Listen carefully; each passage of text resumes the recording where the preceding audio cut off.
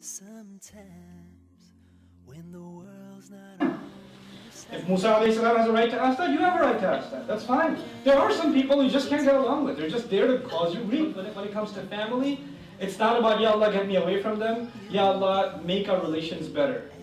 Ya Rabbana hab lana min azwajina wa dhurriyyatina qurrata a'yun waj'alna lil muttaqina imama. Master, make us and grant us from our children and our spouses what cools our eyes. What cools our eyes. And qurra also means in the Arabic language something something that's stationary. So I can't take my eyes off of them. I love them so much I don't want to look away. I love them so much I don't want to hang up. And when you call mom, Mom, I gotta go. And you just can't wait to hang up. Okay, are we done? Are we done? Okay, can I call you back? Can you call me back? I'm on the other line. I'm really not, but I'm on the other line. That sort of thing, that just means qurrat a'yun is not there yet. You can't wait to see them. That's not the case. That's just not the case, That's the dua we make for family, that those tensions, they go away. Now, the last kind of trauma was what? The last kind of sadness? Caused by? So for most people, when trauma is caused by circumstance, sickness, death of a loved one, things you can't control, right? You know what people do? They have asaf. They have a great deal of sadness that transforms into rage, and usually that rage is then directed towards Allah. In that kind of situation, the people of weak faith, they look at that situation and then they turn their rage towards Allah. And they say, why did Allah let this happen to me? Why is Allah doing this to me? Why I deserve better? How could He do that? How could He call Himself merciful and loving and caring? And He could do this to me. This is a very common phenomenon nowadays. This third type of sadness. That people suffer and then they blame Allah. People have bad experiences and then they blame Allah. The only people who can do that are people who don't know who Allah is. You had a long distance relationship with Allah and you made a lot of assumptions about Him. And I've come to learn that about relationships in general, not just with Allah. When you have a friend that you talk to every day, you're on the same page. When you don't talk to them for 3, 4, 5 months, then you start making assumptions about how they think or what they think of you. It just happens. When you have a distant relationship, you have a lot more misunderstanding. And when even if they call you once in a while, you misinterpret what they say. Why? Because you're not in constant contact.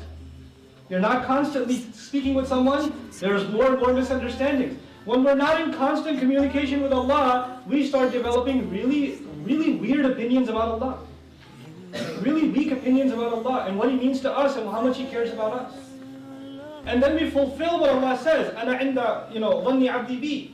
Allah in a hadith Qudsi, I am as my slave assumes me to be. If he assumes that I don't care, then I'll fulfill it. If he assumes that I love, I'll fulfill that. If he assumes that I will provide, then I'll provide. You give an attitude to Allah, Allah will reciprocate that attitude. So your life will get worse if you have a bad opinion of Allah. And you brought that on yourself. Because Allah says, I will give you based on your attitude towards me. Your attitude will determine who I am to you. Who is Allah to me depends on me. Because of that promise of the hadith.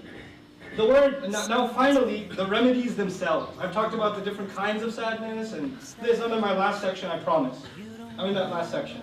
And I want to start this section with one of Allah's most beautiful names, Ar-Rahman. Ar-Rahman comes from the Arabic word Rahma, commonly translated as mercy. I don't agree with that translation, much at all. It's actually problematic on many fronts.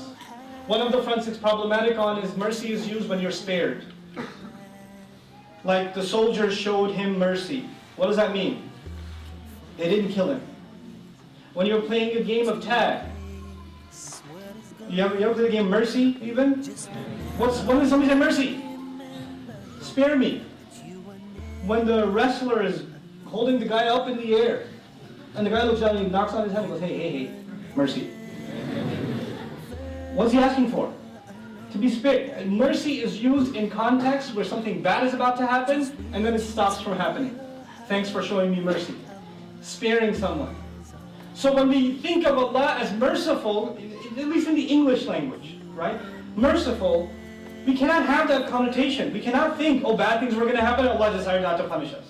No. Actually, the word rahmah in Arabic comes from rahm. And rahm means the belly of the mother when she's pregnant. The womb of the mother. And the rahm is actually, in a hadith, the rahm is tied to rahmah. That Allah says the way you will understand what rahmah is that you will reflect upon what the womb of the mother is. That will give you some idea what rahmah is. And then you might begin to understand who ar-Rahman is. Who Bismillah ar-Rahman ar-Rahim, that ar-Rahman that we call on, who that is. The rahim of the mother, the womb of the mother, all of us were in it at one point in our existence. Did we have to worry about food, shelter, clothing? Were all of our needs taken care of? If there was a problem, who dealt with the problem? The mother did. This womb was our world, and we were wrapped in care and in love. And we offered nothing but grief to the one holding us. The mother is caused pain by this child. She almost dies giving birth to this child. There is no other scenario in human existence where someone who almost kills you gets all of your love. You should be at least mad at the baby. You know, it just almost killed me. You know how much I bled for you? You know? At least be mad at the kid, but the mother sees him and does what? Oh, my baby. It was worth it. This baby, even when he's inside, the mother is stretching, he's pulling at her ribs, he's kicking, and all kinds of things. He's making her throw up. Everything tastes like paper. You know? She can't go to the bathroom easily. She can't sleep. This side, the back hurt. That side, the ribs hurt. He's constantly in pain. And yet, all she has for the child is love.